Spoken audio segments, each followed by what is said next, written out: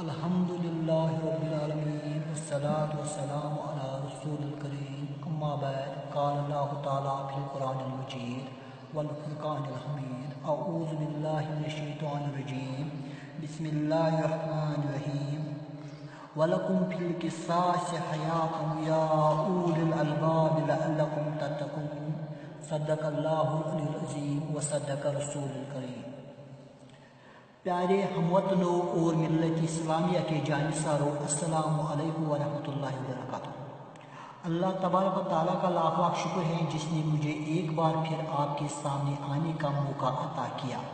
آپ سب اس بات سے باخبر ہوں گے کہ پچھلے ایک ہفتے کے دوران ہندوستان اور ہندوستان کے ایجنٹس نے مجاہدین کے گھروں میں جو توڑ پھوڑ اور مجاہدین کے گھروں کو جو ستانا شروع کیا ہے، ان کا مقصد صرف اور صرف ہماری تحریک جدوجہد آزادی کو دبانا ہے، اور یہ لوگ ہمارے حوصلوں کو پست کرنا چاہتے ہیں۔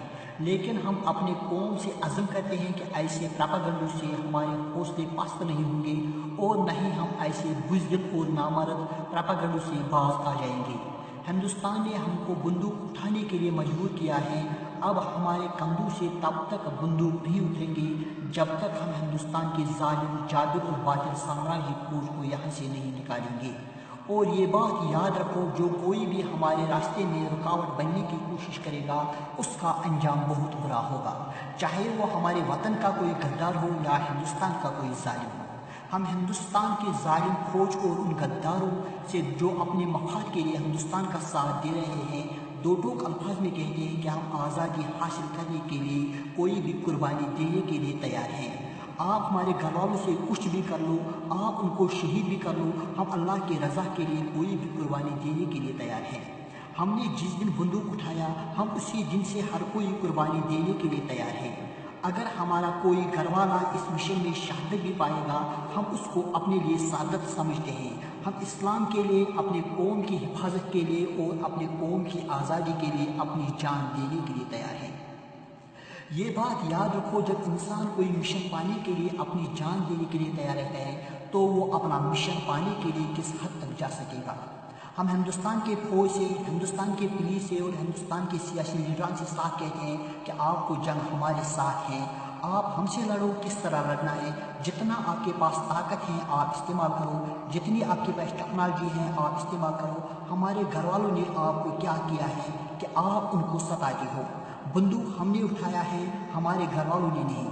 یہ بات یاد رکھنا، اگر آج کے بعد کسی بھی مجاہد کے گھر والوں کو ستایا گیا تو آپ کے ایجنٹس کے گھر والے، آپ کے ورکرز کے گھر والے اور پولیس کے گھر والے ہمارے ہاتھوں سے محفوظ نہیں رہیں گے۔ اگر ہمارے گھر والوں کو ستایا گیا تو ایس پی او سے لے کر ایس پی تک اور چھوٹے ورکر سے لے کر سی ایم تک کا کوئی بھی ریلیٹو ہمارے ہاتھوں سے سیف نہیں رہے گا۔ ہم ان کو ہجرت کرنے کے لیے مجبور کریں گے، ان کو پھر اپنے ساتھ پولیس اسٹیشن میں قید کر کے رکھنا۔ ہمارے ہاتھ ہندوستان کی طاقت کی وجہ سے یا اپنے گھر والوں کی وجہ سے روکے ہوئے نہیں ہیں، ہمارے ہاتھ قرآن اور اسلام نے باندھ کے رکھے ہیں، ورنہ ہم آپ کو دکھاتے کہ گھر والوں کو اور رشتہ داروں کو ستانا کس کو کہتے ہیں۔ لیکن یہ بات یاد رکھنا، جہاں اسلام نے ہمارے ہاتھ باندھ کے رکھے ہیں وہاں اسلام اور گریلا جنگ ہمیں اجازت بھی دیتا ہے کہ کس جگہ کیا کرنا ہے۔ ہم آپ کے فیملیز کو ستانا نہیں چاہتے ہیں، لیکن ہم کو اس کے لیے مجبور نہیں کرنا۔ یہ ہندوستانی فوج اور پولیس کی فرسٹریشن ہے کہ وہ اب ہمارے گھر والوں کو ستانے لگے ہیں۔ ہندوستان کشمیر میں ہر محاذ پر ناکام ہو چکا ہے۔ ہندوستان قوم کے اتحاد سے اور قوم کی قربانی سے جنگ ہار چکا ہے، اب وہ نئے نئے پراپاگنڈے استعمال کر رہا ہے۔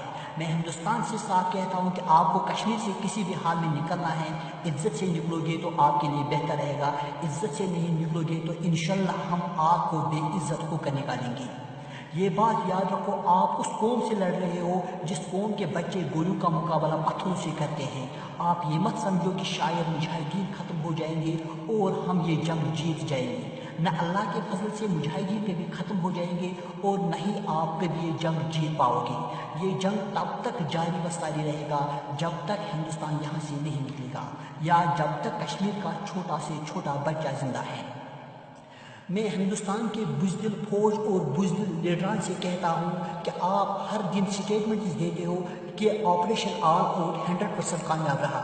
اگر آپ کا آپریشن آل آؤٹ 100% کامیاب رہا تو مجاہدین کی فیملیز کو کیوں ستاتے ہو؟ کتنے دیر تک جھوٹے سٹیٹمنٹس دے کر اپنے قوم کو بیوقوف بناتے رہو گے؟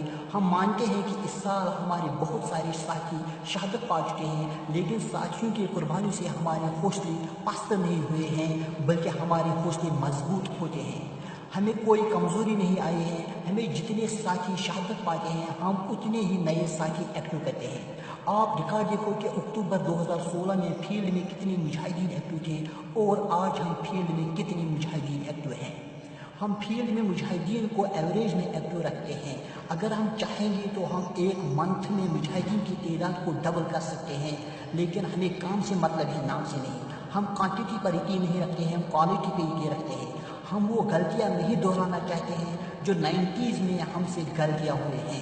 الحمدللہ اللہ کے فضل سے ہمارا ایک ایک ساتھی 20 دشمنوں پر بھاری پڑتا ہے۔ اس کے علاوہ ہندوستان بار بار سٹیٹمنٹس دیتا ہے کہ کمانڈر صاحب شہادت پا چکے ہیں، اب مجاہدین کو کمانڈرز کی کمی ہے۔ یہ بات یاد رکھو، آج کے مجاہدین میں ہر کوئی صلاحیت ہے، ہم میں سے ہر کوئی ساتھی کوئی بھی ذمہ داری نبھا سکتا ہے۔ مجاہدین کو نہ کمانڈرز کی کبھی تھی اور نہ انشاءاللہ نہ کبھی ہوگی۔ اس کے علاوہ ہم اپنے گھر والوں سے کہتے ہیں کہ آپ گھبرانے کی کوئی ضرورت نہیں ہے۔ یہ دنیا 4 دن کی چاندنی ہے، یہ دنیا ہمارا مقصد نہیں ہے۔ ہمارا مقصد آخرت ہے، اللہ راضی ہونا چاہیے۔ ہم اللہ کے رضا کے لیے نکلے ہیں، ہمیں اللہ کے سپرد کر دو اور ہماری فکر نہیں کرنا۔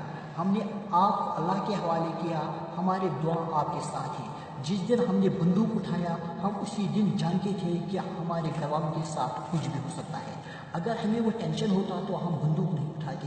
باقی کچھ بھی ہوگا ہم تب تک واپس نہیں آئیں گے جب تک ہمارا مشن پورا نہیں ہوگا۔ یا ہمارا جنازہ آپ کے پاس پہنچے گا یا ہم اپنی پوری قوم کے ساتھ آزادی لے کر آپ کے پاس پہنچیں گے۔ وآخر دعوانا ان الحمدللہ رب العالمین۔